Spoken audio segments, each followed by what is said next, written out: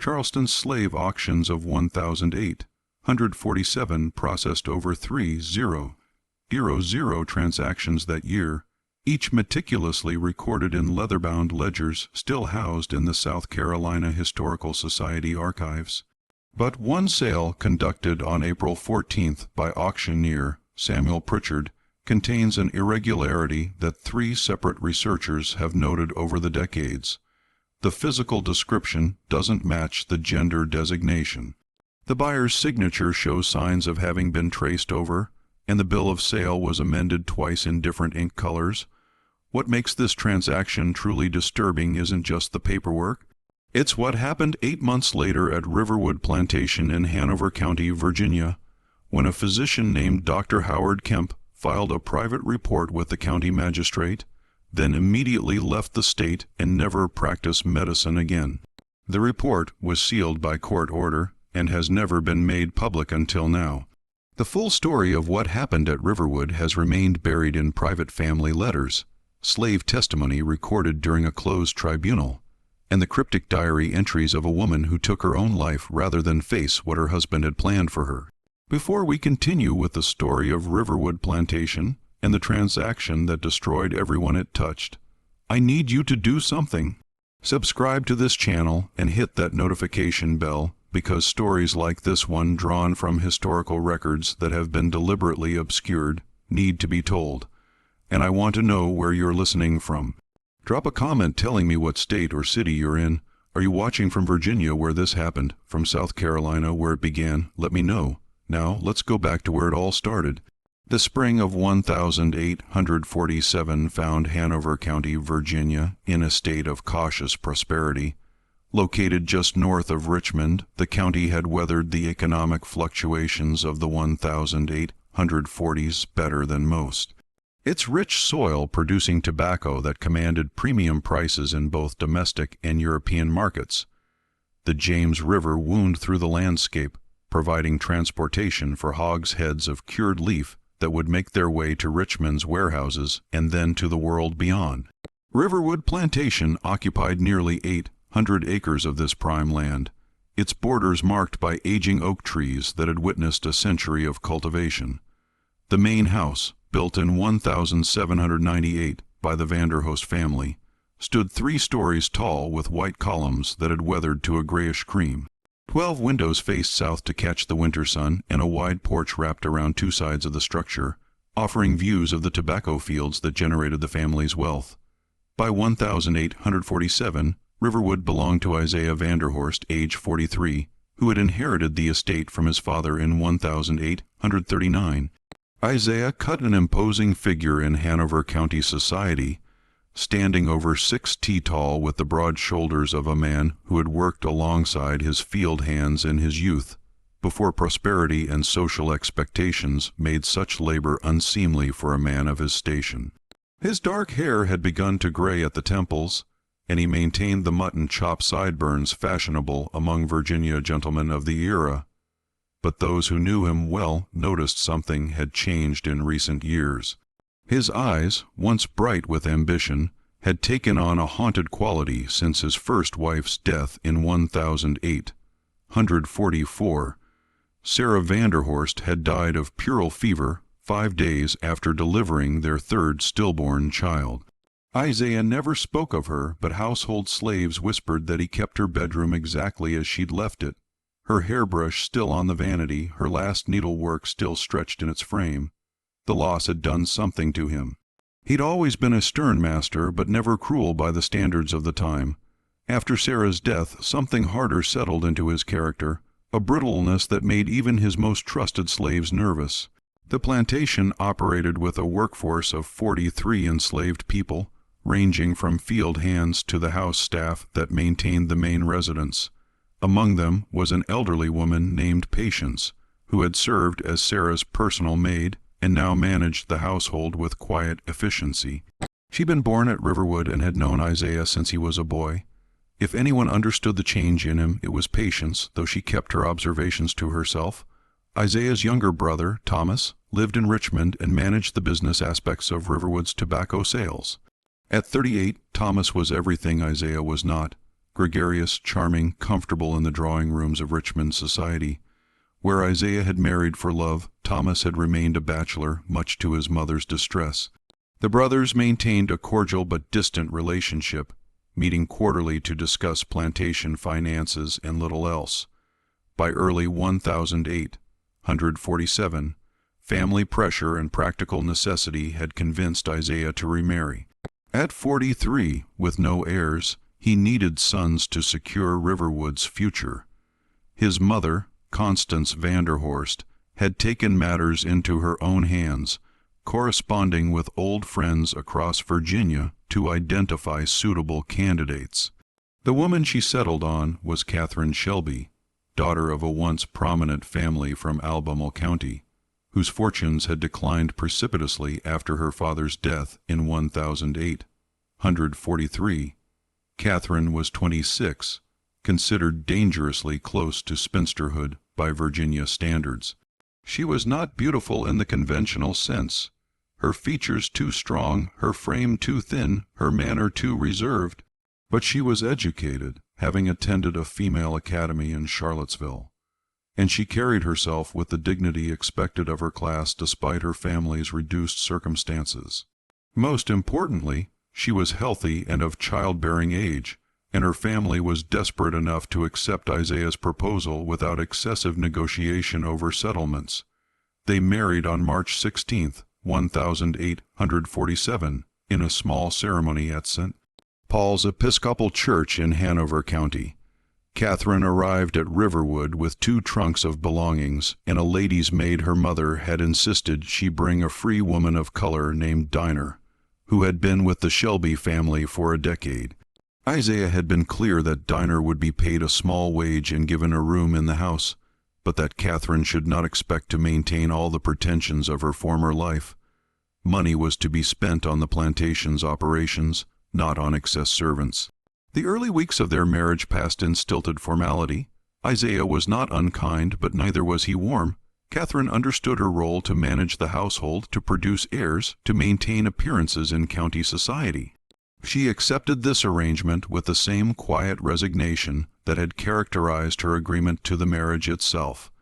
At night, Isaiah came to her room at irregular intervals, performing his marital duties with mechanical efficiency before returning to his own chambers. There was no tenderness, no conversation beyond practical necessities. Catherine found the isolation of Riverwood oppressive. In Albemarle County, her family's reduced circumstances had still allowed for social calls, church gatherings, occasional trips to Charlottesville. Here, she was 15 miles from the nearest neighbor of her own class, and Isaiah showed no interest in entertaining or accepting invitations. He spent his days riding between tobacco fields, reviewing accounts in his study, or sitting on the porch in the evenings, smoking and staring at nothing. The household staff, led by Patience, treated Catherine with careful respect, but little warmth. She was the new mistress, replacing a woman they had loved. They would serve her, but they would not offer the easy familiarity that had existed between Sarah and the house slaves. Catherine felt herself suspended in a strange limbo, married but not companioned, mistress but not welcomed, living in a house that felt more like a prison than a home. It was Dinah who first suggested to Catherine that she might need additional help. Dinah at 45 was no longer as spry as she once was, and the management of Catherine's wardrobe, the care of her rooms and attendance to her personal needs left other household tasks unmanaged. Catherine mentioned this to Isaiah over dinner one evening in late March, carefully framing it as a practical matter rather than a request for indulgence. Isaiah had been resistant at first. The household had sufficient staff, but Catherine, showing a hint of the steel beneath her reserved exterior, pointed out that the house slaves had their established routines and were answerable to Patience, not to her. If she was to properly manage the household as his wife, she needed someone answerable directly to her, someone to handle tasks that Dinah, as a paid employee, should not be expected to perform. After several days of consideration, Isaiah agreed. He would purchase a young house slave at the next opportunity, someone who could be trained to Catherine's specific requirements. That opportunity came sooner than expected. Thomas sent word from Richmond that he would be traveling to Charleston on business in early April, and could attend the slave auctions on Isaiah's behalf if given parameters and funds. Isaiah provided both. A healthy female between 15 and 25, strong enough for household labor, but refined enough in manner to serve a lady literate if possible, and costing no more than $800. What neither Isaiah nor Thomas understood was that Charleston slave markets in the 1840s had become increasingly sophisticated in their deceptions. With slave prices rising and demand outstripping supply in certain categories, unscrupulous dealers had learned to manipulate appearances, forge documentation, and exploit buyers' assumptions to maximize profits. A young male slave might be dressed in women's clothing and presented as female if female domestic servants commanded higher prices. Afield, and might be taught a few phrases of French and sold as a trained lady's maid. Bills of sale could be altered. Ages could be misrepresented. Medical conditions could be concealed. Thomas Vanderhorst, despite his Richmond sophistication, was not an experienced slave buyer. He attended the auction at Ryan's Mart on Chalmers Street, a three-story building where hundreds of enslaved people were bought and sold each month. The auction of April 14th was particularly crowded, with buyers from across the South competing for prime merchandise. Thomas arrived with Isaiah's specifications clearly in mind and his brother's money in his pocket, determined to make a good purchase.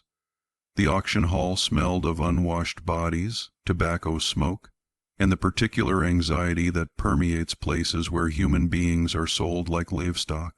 Thomas positioned himself in the middle of the crowd, neither too eager at the front nor too disinterested at the back. He'd attended 2 other auctions in Richmond and knew the basic protocols, but Charleston's Ryan's Mart operated on a scale he found overwhelming. The auctioneer, Samuel Pritchard, was a heavy-set man with a voice, like gravel, who worked through the lots with practiced efficiency. The first dozen sales were field hands, strong men in their 20s, destined for the rice plantations of the low country. Thomas paid little attention until Pritchard announced a change in merchandise. "Now, gentlemen, we turn to domestic servants. First up, lot number 47, a healthy female of approximately 17 years, trained in household duties, name of Grace." A figure was led onto the platform by one of Pritchard's assistants. Thomas leaned forward with interest. The individual who stood there was slight of build, perhaps 5'T" and 4'N", with skin the color of polished teak and features that could charitably be called delicate. She wore a simple cotton dress of faded blue, mended in several places, and kept her eyes downcast as Pritchard began his description. Grace comes from the estate of the late Mrs. Henrietta Gadsden, where she served as a lady's maid for 3 years. She's literate, having been taught her letters by Mrs. Gadsden herself, a Christian woman of good character. Note the refinement of her hands, gentlemen. These are not the hands of a field worker. She has experience with laundering, mending, hairdressing, and household management. A rare find for any gentleman seeking quality service for his wife or daughters. Thomas studied the figure on the platform more carefully. Grace's hair was wrapped in a tiny, the traditional head covering worn by women of color in Charleston. Her posture was submissive, shoulders slightly hunched, hands clasped at her waist. When Pritchard instructed her to turn around, she did so with small, careful steps. The dress, though worn, had been cut to fit a female form, and her movement suggested someone accustomed to domestic service rather than field labor. "Can she speak?" Someone called from the crowd. Pritchard gestured for Grace to respond. "Yes, master," she said softly, her voice high and somewhat breathless. "I can speak, and I can read the Bible and cipher numbers. What household tasks can you perform?" Thomas asked, speaking up for the first time. Grace kept her eyes lowered. "I can dress a lady's hair in the current fashion, master. I can maintain a wardrobe, clean and press garments, prepare medicinal teas, assist with correspondence, and manage household linens. Mrs. Gadsden trained me carefully before her passing. The accent was low country Charleston, the grammar surprisingly correct for someone enslaved. Thomas felt his interest growing. This was exactly what Isaiah had specified, refined enough for Catherine's service, literate, trained in household arts. The fact that she came from a respectable estate, rather than the rougher trade, added to her value. "Any health issues?" another bidder asked. Pritchard shook his head vigorously, sound in body and mind. "Doctor, Marcus Waverley examined her 2 days ago. His certification is included in the documentation. No signs of consumption, dropsy, or female complaints. She's menstruated regularly according to the estate inventory."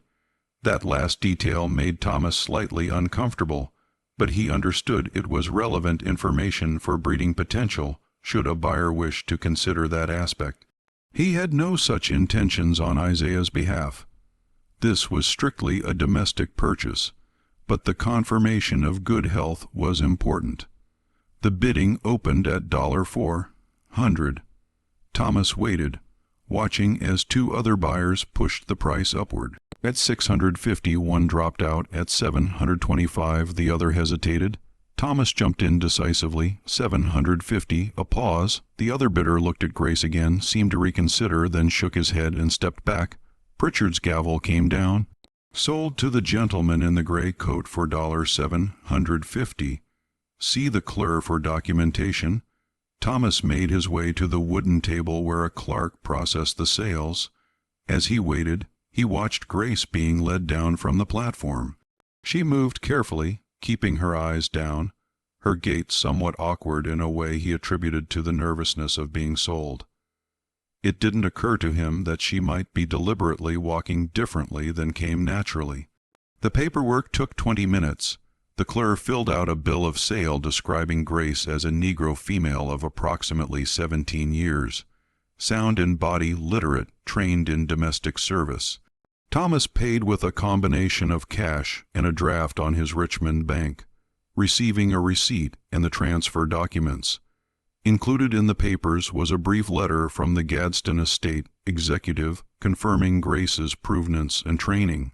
What Thomas didn't notice, because he had no reason to look closely, was that the ink color of Grace's gender designation appeared slightly different from the rest of the text, as if it had been added later. He also didn't notice that Dr. Waverley's signature on the health certificate looked traced rather than original. These were sophisticated forgeries, the work of someone who understood that buyers rarely scrutinize documents closely when the merchandise matched their expectations.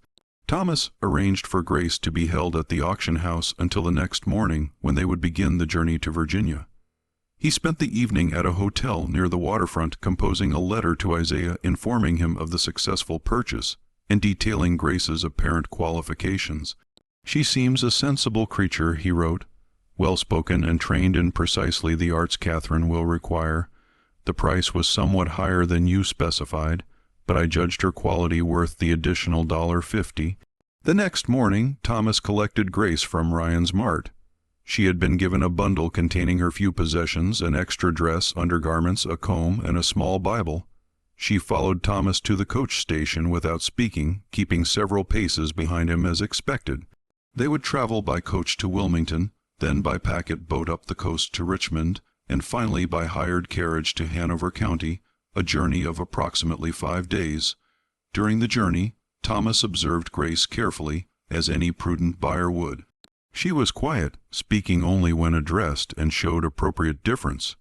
She ate sparingly at meal times and slept sitting upright in the Negro sections of the coach stations where they stopped. Her manners were indeed refined, and she seemed intelligent in the careful way she observed her surroundings. Thomas felt confident Isaiah would be pleased with the purchase. What Thomas didn't know, because Grace never allowed herself to be seen in any state of undress, was that beneath the carefully constructed feminine appearance lay a biological reality quite different from what the bill of sale claimed. Grace had been born with ambiguous genitalia, a condition that occurred perhaps once in every 2 zero births. Her mother, a house slave named Ruth, on a plantation near Georgetown, South Carolina, had recognized immediately that her child would face impossible choices in a world that demanded clear categorization. Ruth had made her decision in the birthing room, telling the midwife that her baby was a girl. She had raised Grace as female from the first moment, choosing a name that could never be questioned, dressing her in girls' clothing, teaching her to move and speak and carry herself as women did. It had not been easy. As Grace grew, her body developed in ways that didn't entirely align with Ruth's chosen narrative, but Ruth was resourceful. Tight binding beneath layers of clothing concealed what needed to be concealed. Grace was kept away from situations where her body might be examined. She was trained exclusively in household tasks that would keep her in the main house, away from the communal living quarters where other slaves might discover her secret. The strategy had worked for 17 years. Grace had learned to navigate the world as female, and by adolescence, she had internalized the role so completely that it felt natural. Her voice remained high, partly from practice, and partly from her body's own ambiguous development. Her face never developed a beard. Her build remained slight. To casual observers, she was simply a delicate young woman, perhaps unusually tall and thin, but nothing that raised serious questions. Then Ruth had died of fever in 1845, and Grace had become part of the Gadsden household through an estate sale. Mrs. Henrietta Gadsden, elderly and nearly blind, had accepted Grace at face value and had indeed trained her in the refined household Arts Pritchard had advertised. When Mrs. Gadsden died in 1847, Grace became part of another estate sale. But this time the executive had been less scrupulous than honest, and a side arrangement with Samuel Pritchard had resulted in Grace's documentation being clarified in ways that would maximize her sale price. Grace knew she was living on borrowed time. Eventually someone would discover the truth, but for now she played the role she'd been assigned since birth. Following Thomas Vanderhorst to an uncertain future in Virginia, hoping that whatever awaited her at Riverwood Plantation might offer at least a temporary reprieve from discovery. They arrived at Riverwood on April 22nd, a humid afternoon with thunderclouds building in the western sky. Isaiah met them on the front porch, his expression neutral as he examined the purchase. Grace stood with her bundle at her feet, eyes downcast, saying nothing. "She seems suitable," Isaiah said. After a long moment, "Catherine can assess her capabilities." "Patience, take her to the house and get her settled. She'll room in the attic with the other house servants. Patience." Her face carefully blank, gestured for Grace to follow. As they walked toward the servants' entrance, Grace allowed herself one quick glance at the plantation house that would be her new prison. It looked solid, permanent, inescapable, exactly like every other place she'd ever lived. Catherine met her new servant the following morning in the small sitting room adjacent to her bedroom. Dinina had already briefed Catherine on Grace's arrival, describing her as peculiar quiet, even for a slave girl, and thin as a marsh reed. Now Catherine sat in a straight-back chair while Grace stood before her, hands clasped, eyes respectfully lowered. "Diner tells me you were trained in Charleston," Catherine began, her voice neither warm nor cold, simply business-like. "Can you dress hair?" "Yes, mistress. I know several fashions, and I can use hot irons for curling." Catherine gestured toward her dressing table. "Show me." For the next 20 minutes, Grace worked with Catherine's dark brown hair, demonstrating techniques she'd learned from Mrs. Gadsden. Her hands were gentle but confident, arranging Catherine's hair into a style suitable for an afternoon at home. Catherine watched in the mirror, saying nothing, evaluating not just the skill, but the demeanor. What Catherine noticed first was how carefully Grace moved, as if always conscious of taking up minimal space. Her gestures were economical, her footsteps nearly silent, her breathing so quiet as to be almost imperceptible. There was something almost theatrical about her femininity, as if she'd studied the role rather than simply inhabiting it naturally. But Catherine, who had her own experience of performing expected roles, didn't find this particularly remarkable. Many slaves learned to present exaggerated versions of what their masters expected. "That will do," Catherine said when Grace finished. "You'll assist Diner with my wardrobe and personal needs. You'll help with household mending and preservation of linens. You'll attend me during social calls when they occur. though I understand those are rare here. You'll sleep in the attic with the other house servants. Your meals will be taken in the kitchen. Do you understand? Yes, mistress. Thank you, mistress. One more thing. Catherine's voice dropped slightly. My husband has moods. When he's in one of his dark periods, stay out of his sight unless specifically summoned. It's not personal, but he prefers minimal disruption when he's troubled. Can you do that? Grace nodded, and for just a moment she raised her eyes enough to meet Catherine's in the mirror. What passed between them in that brief glance was recognition, one trapped person acknowledging another. Then Grace's eyes dropped again, and the moment passed. The first weeks of Grace's service at Riverwood established a routine that would govern the household through the spring and early summer of 147. She rose before dawn, helping to light fires in the main house fireplaces, even though spring warmth made them less necessary. She assisted Catherine with dressing, often working alongside Dina to manage the complicated undergarments, corsets, and layered clothing that defined a Virginia lady's proper appearance. She proved skillful with a needle, repairing the delicate embroidery on Catherine's better dresses, and mending torn lace with tiny, nearly invisible stitches. But it was in the quiet hours, the times when Catherine sat alone in her room reading or attempting needlework of her own, that the relationship between mistress and servant began to shift into something less defined by the strict hierarchies of the plantation system. At first, it was simply that Grace had a quality of stillness that Catherine found soothing. Unlike Diner, who maintained a constant low commentary on household matters, Grace spoke only when necessary. She could sit for an hour mending shirts while Catherine read, the only sounds the ticking of the mantle clock and the whisper of thread through fabric. Then Catherine discovered that Grace could indeed read and that her literacy extended beyond the basic Bible verses most educated slaves knew. One afternoon in early May, Catherine left a book open on her side table, a novel by Walter Scott that she'd been finding rather tedious. When she returned from a walk in the garden, she found Grace standing near the table, her eyes fixed on the open pages, her lips moving slightly as she silently read. "You like stories?" Catherine asked, not unkindly. Grace, startled, immediately dropping into a deferential posture. "I apologize, mistress. I shouldn't have looked. I asked if you like stories. It's a simple question. Yes, mistress. Mrs. Gadsden used to let me read to her when her eyes got weak. She said I had a pleasant voice for it." Catherine considered this. The isolation at Riverwood had begun to weigh on her more heavily as spring turned toward summer. Isaiah showed no interest in her company beyond his occasional nocturnal visits.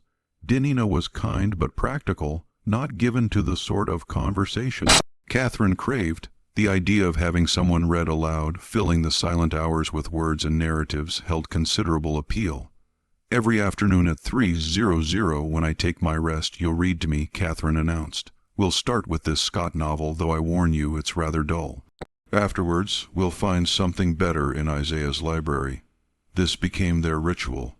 Every afternoon, while Catherine reclined on her dabed, and the Virginia heat pressed against the windows, Grace sat in a straight-back chair and read aloud. They worked through the Scott novel, then moved on to Shakespeare's comedies, which Grace read with surprising expression, giving each character a distinct voice. Catherine found herself looking forward to these sessions, and gradually she began to talk during them, interrupting the reading to comment on a passage or share a memory prompted by the text. Grace, for her part, learned to respond with more than simple acknowledgments. She offered observations about the characters, asked questions about words she didn't know, and occasionally made Catherine laugh with a dry comment about a particularly ridiculous plot development. The strict boundary between mistress and servant didn't disappear, but it became more permeable, at least in the privacy of Catherine's rooms. Dina noticed the change and worried about it. She pulled Catherine aside one morning in early June.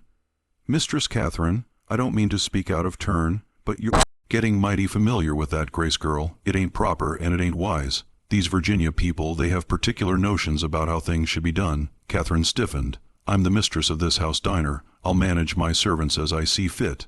"Yes, ma'am, I know that. But Mr. Isaiah, he's a particular sort of man, and this household, it's got his ways. I'm just saying be careful how things appear. Catherine dismissed the warning, but it lodged in her mind nonetheless. She told herself that her friendship, if it could be called that with Grace, was innocent, merely the natural result of isolation and shared interests, but she also became more careful about concealing the depth of their afternoon conversations from the rest of the household, instructing Grace to maintain a more distant demeanor when others were present. What Catherine didn't know, what no one in the household suspected, was that Grace lived in constant terror of discovery. The attic room she shared with two other house slaves, Lily and Hannah, required constant vigilance. Grace changed clothing only when absolutely necessary, and always with her back turned, citing modesty as a personal quirk the others eventually accepted. She bathed in the kitchen after everyone else had gone to bed, heating water herself and washing quickly by candle light. She had learned to manage her body's less feminine functions through careful binding and strategic use of rags that she laundered privately and stored in her personal bundle. The monthly cycle that Pritchard had certified in Charleston did not exist, a fact Grace concealed through occasional claims of female troubles that required her to rest in her room for a day or two each month. The other house slaves accepted this without question. Such complaints were common enough among women. What they didn't see was Grace lying on her narrow bed during these times, binding herself even more tightly, praying that no one would demand proof of her claimed condition. By late June, something else had begun to develop between Catherine and Grace, something neither woman fully acknowledged even to herself. It started with small gestures, Grace's hand steadying Catherine's arm as she rose from her chair, lingering a moment longer than necessary. Catherine reaching out to tuck a stray wisp of Grace's hair back under her tinole, her fingers brushing the other woman's cheek, moments of eye contact that extended beyond what the servant-mistress relationship required. Catherine told herself it was simply gratitude for companionship in a lonely house. Grace told herself it was merely strategic, cultivating the favor of someone who could protect her if questions ever arose. But both women felt the charge in the air between them. The way their afternoon reading sessions had begun to feel like something intimate and forbidden, a secret world that existed only in that upstairs room with the door closed against the rest of Riverwood. It was Grace who first touched Catherine in a way that couldn't be misinterpreted as mere service. One afternoon in early July, Catherine had been crying quietly as Grace read from a volume of poetry. The verses were about lost love, and they had reminded Catherine of the life she'd imagined for herself before her father's death had forced her into this arranged marriage. Grace had stopped reading, setting the book aside, and then she had knelt beside Catherine's David and taken her hand. "I'm sorry for your sadness, mistress," Grace had said softly, and the way she'd said it, the genuine emotion in her voice had broken through Catherine's careful composure entirely. Catherine had gripped Grace's hand tightly, weeping openly, and Grace had stayed there, kneeling on the floor, holding Catherine's hand and saying nothing, just being present in the grief. Afterwards, neither woman mentioned the incident, but something had shifted irrevocably. The next afternoon, Catherine asked Grace to sit beside her on the David rather than in the separate chair. Grace hesitated, understanding the implications, then complied. They read that way for weeks, sitting close enough that their shoulders occasionally touched, Catherine's hand sometimes resting on Grace's arm, Grace's voice soft and close. They never discussed what was happening between them. To name it would have made it real, and reality in Hanover County, Virginia in 1008, 147, had no space for what they were becoming to each other, so they existed in deliberate denial. Two women in an impossible situation, finding comfort in a connection that defied every rule of their world. Isaiah, occupied with the tobacco harvest and increasingly frequent business trips to Richmond, noticed nothing. Dinina noticed everything but held her tongue, her worry deepening with each passing week. Patience, managing the household with her usual quiet efficiency, watched from a distance and wondered what would come of two desperate souls clinging to each other in a house built on the suffering of others. By August, Catherine had stopped requesting Isaiah's presence in her bedroom.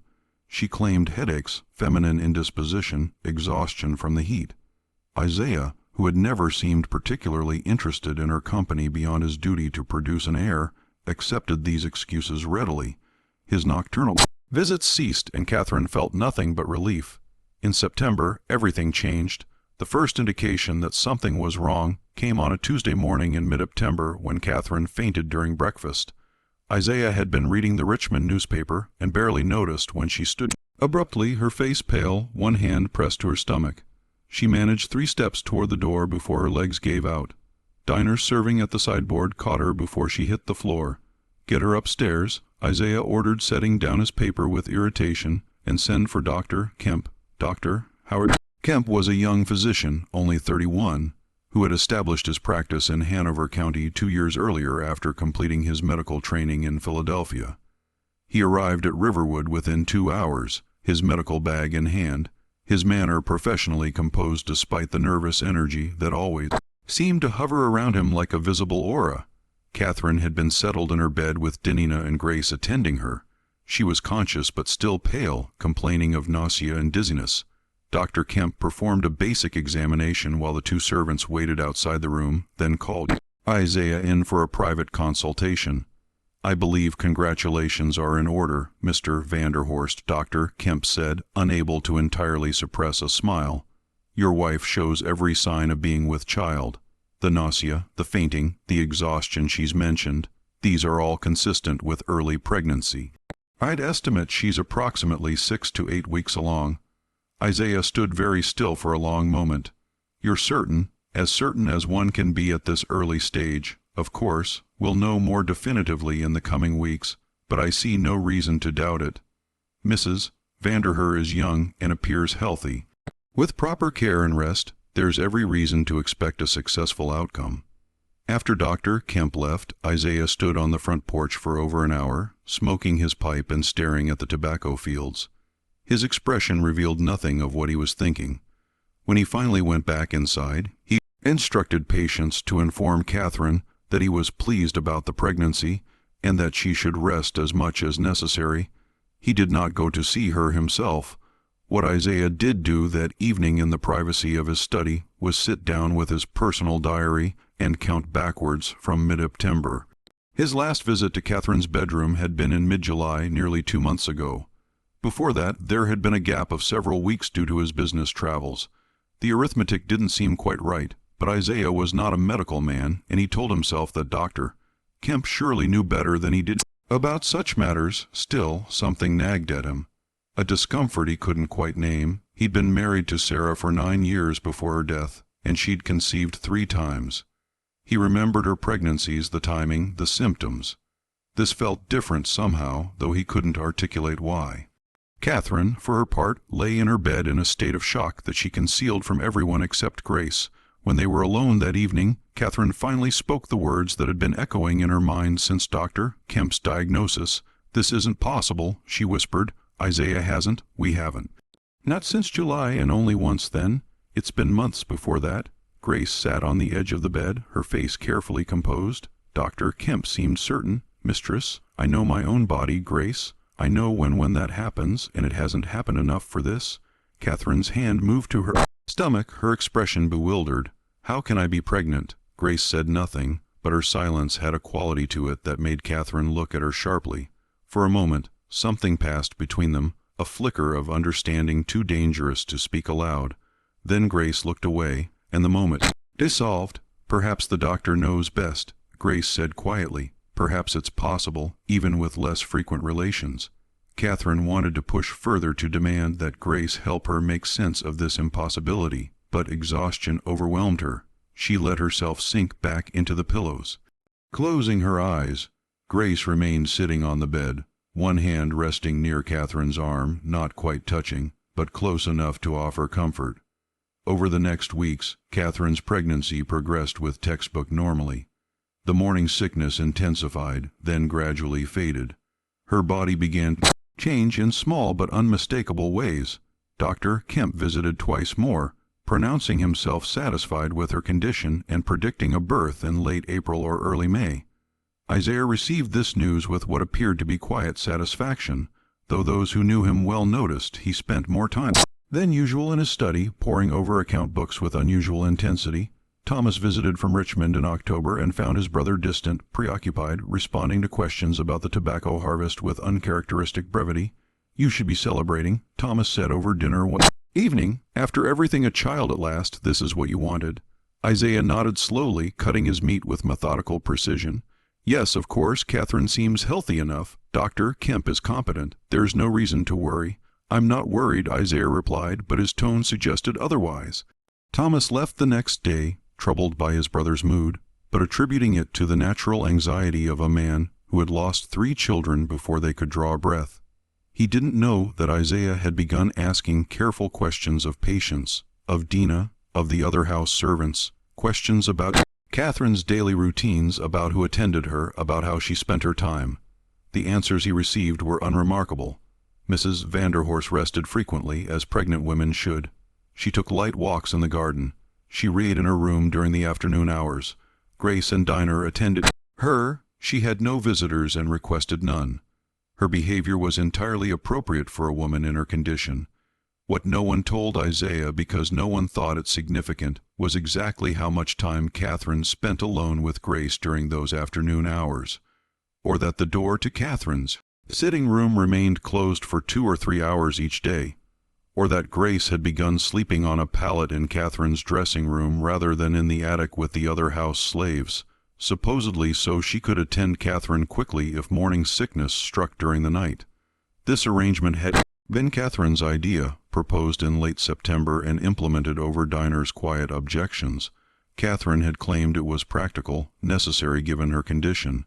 In truth, it was motivated by a need that had nothing to do with medical necessity, and everything to do with the relationship that had deepened between mistress and servant into something neither woman could any longer pretend to misunderstand. They had become lovers, though neither used that word. It had happened gradually through September. Small transgressions that accumulated into larger ones. Grace's hand moving from Catherine's arm to her face, Catherine pulling Grace closer on the dade until they were lying together. The first kiss that had shocked them both with its intensity. They told themselves they were offering each other comfort, companionship, relief from loneliness, but they both knew it was more than that. Grace lived in constant terror that her body would betray her, that Catherine would discover the anatomical reality beneath the feminine performance. But Catherine never pushed for intimacies that would have revealed the truth. Their physical relationship remained constrained by layers of clothing, by darkness, by careful positioning that Grace orchestrated with desperate subtlety. Catherine seemed content with what Grace offered, or perhaps she deliberately chose not to question the boundaries Grace maintained. What Catherine had not questioned in those early weeks of the intimacy in late August was whether pregnancy could result from their encounters. She was educated enough to know that conception required specific biological circumstances, but she had been taught, like most women of her class, that the details were shameful and not to be examined too closely. She knew pregnancy came from relations with men.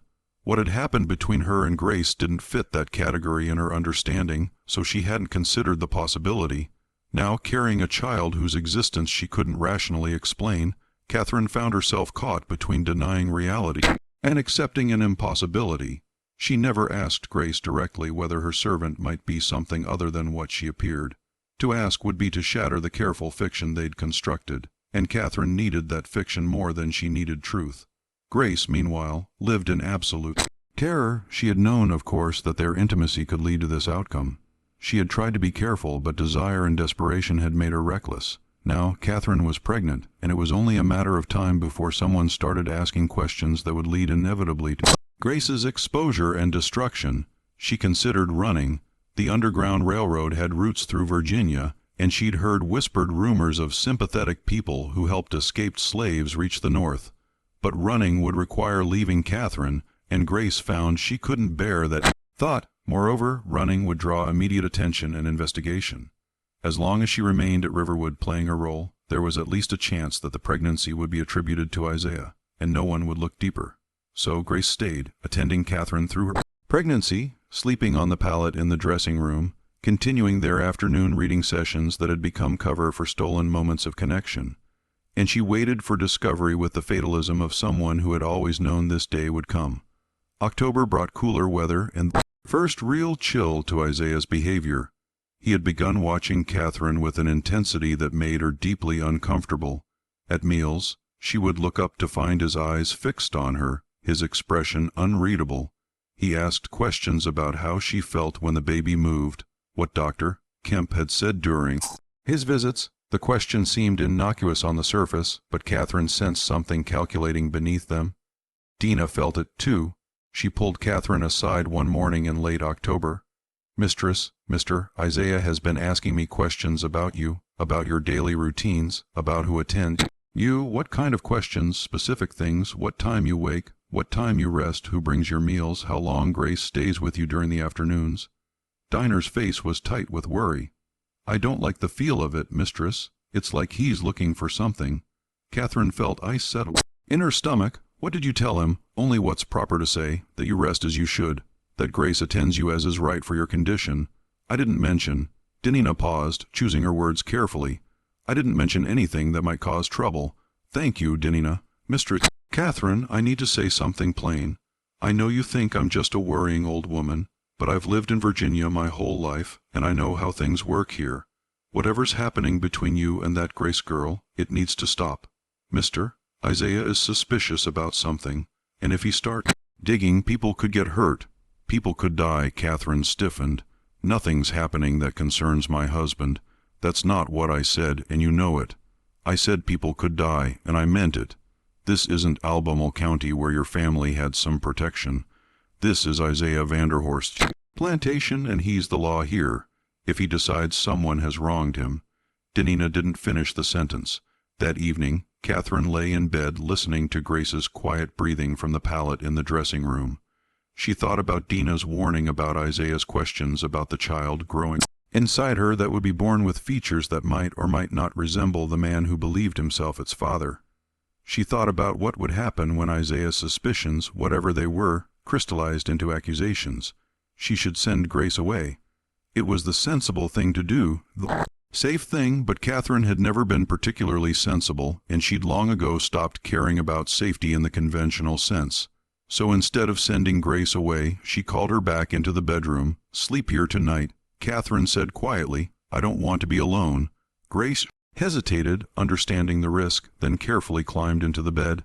They lay facing each other in the darkness, not touching, just breathing the same air. After a long silence, Catherine spoke. "Whatever happens, I want you to know that these months have been the only time in my life I've felt truly seen by another person. The only time I felt less alone. Mistress Catherine, when we're alone, call me Catherine." "Catherine," Grace said carefully, testing the name. "I feel the same way, and I'm sorry for all of it, for what's coming, what is coming." Grace was quiet for a long time. "Discovery. Eventually, it's inevitable.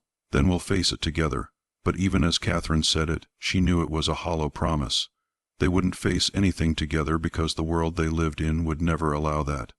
When discovery came, Catherine would be the wronged wife, and Grace would be the deceiver, and nothing that had passed between them would matter in the face of those assigned roles.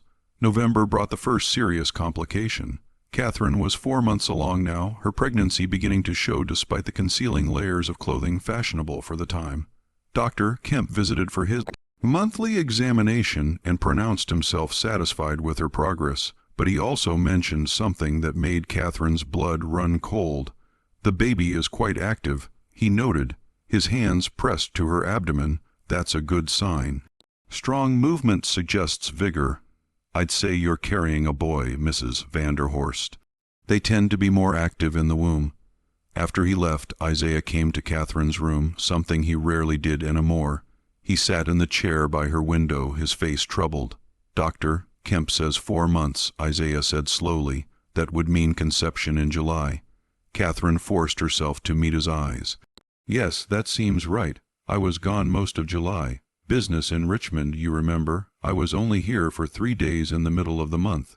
Yes, you came to my room one of those nights." Catherine kept her voice steady. "One night." Isaiah's eyes were hard now. "Once, and Dr. Kemp is certain about 4 months. He's the physician. I assume he knows how to calculate these things." Isaiah stood walking to the window, his back to her. "Sarah conceived 3 times in 9 years. 3 times, Catherine, and I was with her regularly, far more than I've been with you. Yet you conceive after a handful of encounters, most of them months before we were even married. I don't understand what you're suggesting." He turned to face her, and Catherine saw something dangerous in his expression. "I'm not suggesting anything. I'm simply noting facts, and facts, Catherine, have a way of revealing truth. Eventually, after he left, Catherine sat shaking for nearly an hour before Grace returned from an errand to find her in tears. Grace held her, saying nothing because there was nothing to say. They both understood that Isaiah's suspicions had moved from vague unease to specific doubt. The question was no longer whether he suspected something, but what he would do about it. The answer came sooner than either woman expected. In early December, Isaiah summoned Patience to his study. The conversation lasted over an hour, and when Patience emerged, her face was grave. She went directly to the kitchen and spoke in low tones with the cook, then disappeared into the slave quarters. Within a day, rumors began circulating among the enslaved workers at Riverwood.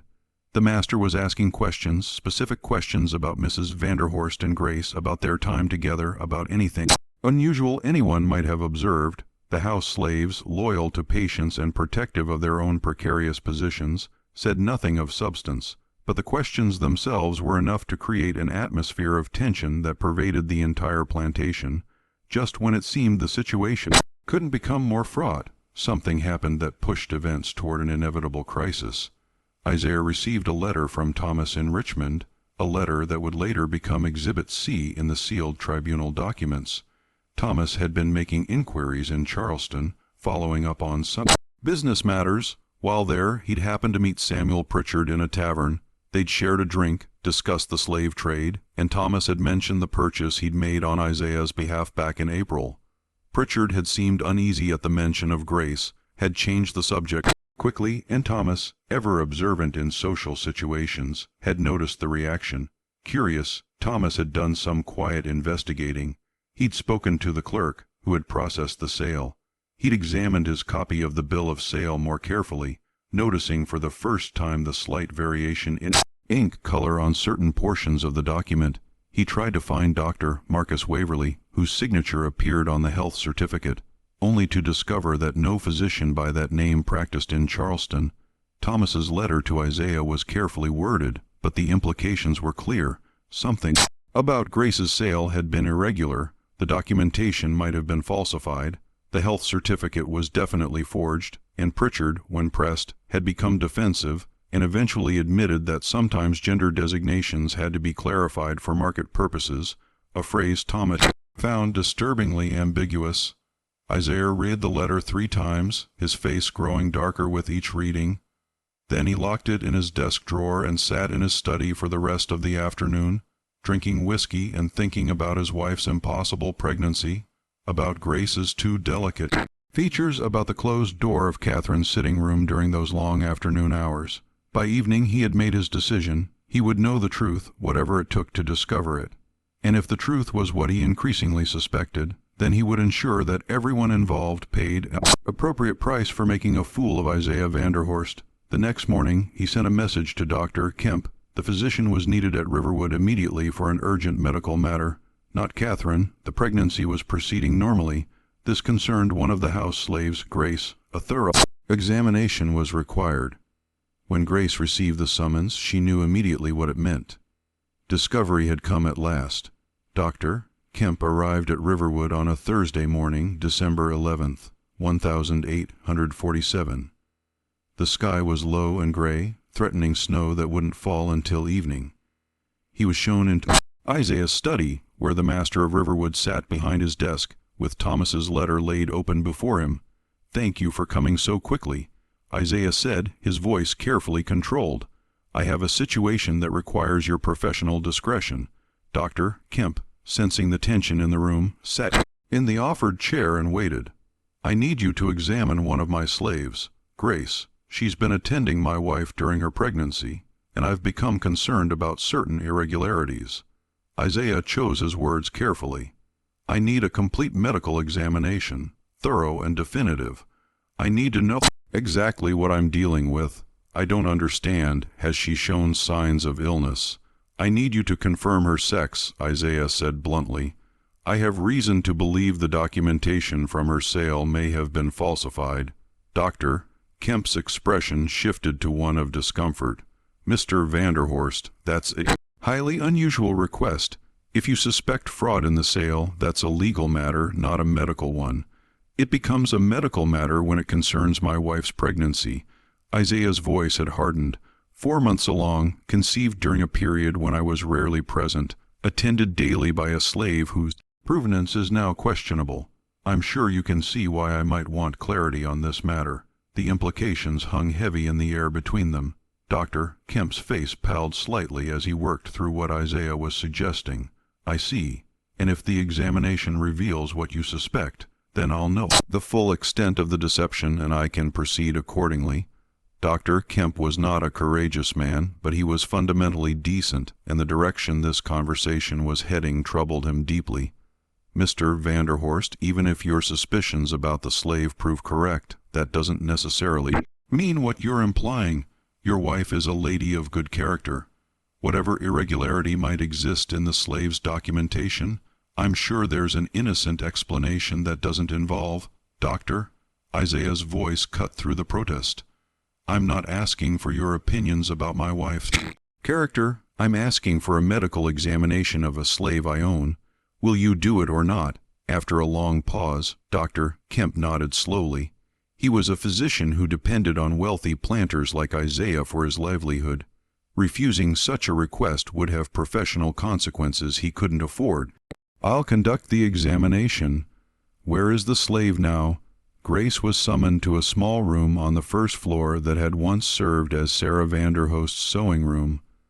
Isaiah had cleared it of furniture except for a simple table and 2 chairs. Patience brought Grace to the door, her face full of terrible sympathy, then withdrew. Isaiah and Dr. Kemp entered, closing the door behind them. Grace stood in the center of the room, her hands clasped in front of her, her eyes downcast. She knew what was coming.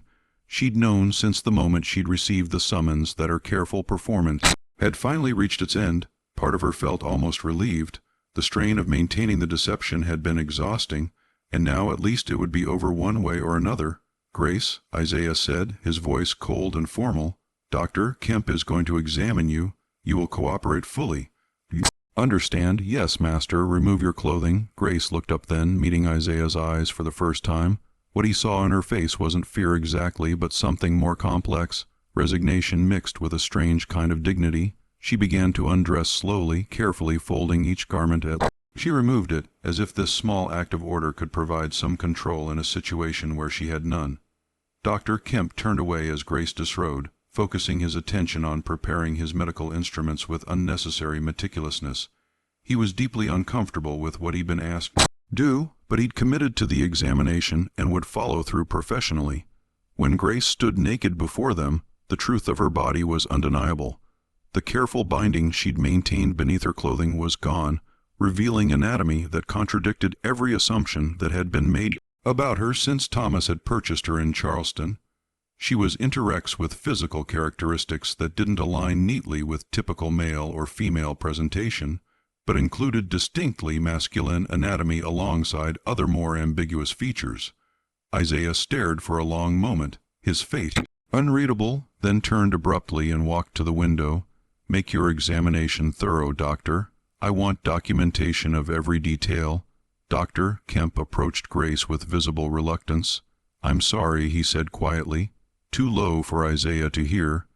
Then he began his examination, clinical and methodical, noting observations in a small leather journal he'd brought. Grace stood motionless throughout, her eyes fixed on a point on the far wall, her mind deliberately empty of thought or feeling. The examination took 20 minutes. When it was complete, Dr. Kemp allowed Grace to dress again, then turned to Isaiah with his journal in hand. Your suspicions were correct, Dr. Kemp said, his voice flat. The individual presents with what medical literature terms hermaphroditism. There are both masculine and ambiguous characteristics. The bill of sale's description of a female was either an error or a deliberate misrepresentation.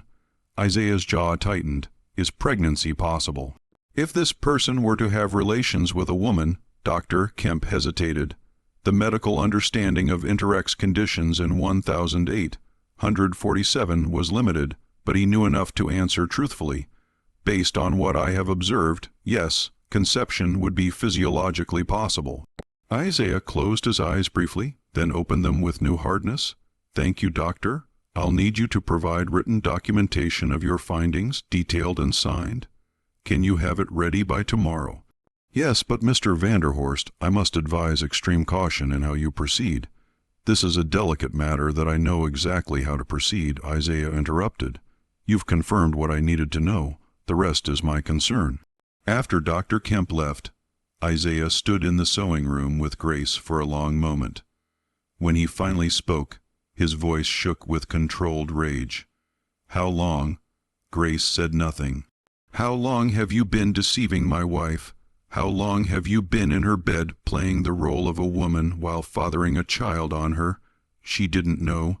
Grace said quietly, "Catherine never knew what I was. I never told her. You expect me to believe that my wife was so stupid, so blind that she didn't realize. I expect you to believe what's true. Catherine is innocent in this. She believed I was what I appeared to be. She believed the child was yours." Isaiah moved forward suddenly, his hand striking Grace across the face hard enough to knock her to the floor. "Don't speak my wife's name. You don't have that right." Grace stayed on the floor, tasting blood from a split lip, and said nothing more. There was nothing more to say. The truth was out, and now consequences would follow with the same inevitability that had brought her to this moment. Isaiah left the room, locking the door behind him. Grace sat on the floor for a long time, until eventually Patience came with a lantern after darkness had fallen.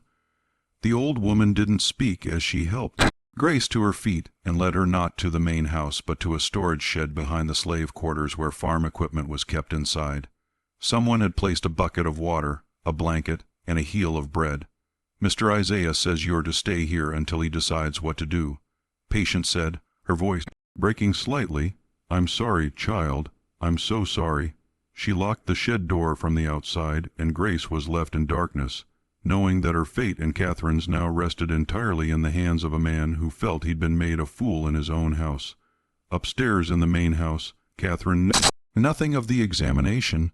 She'd been kept deliberately unaware, told only that Grace had been needed for other duties that day.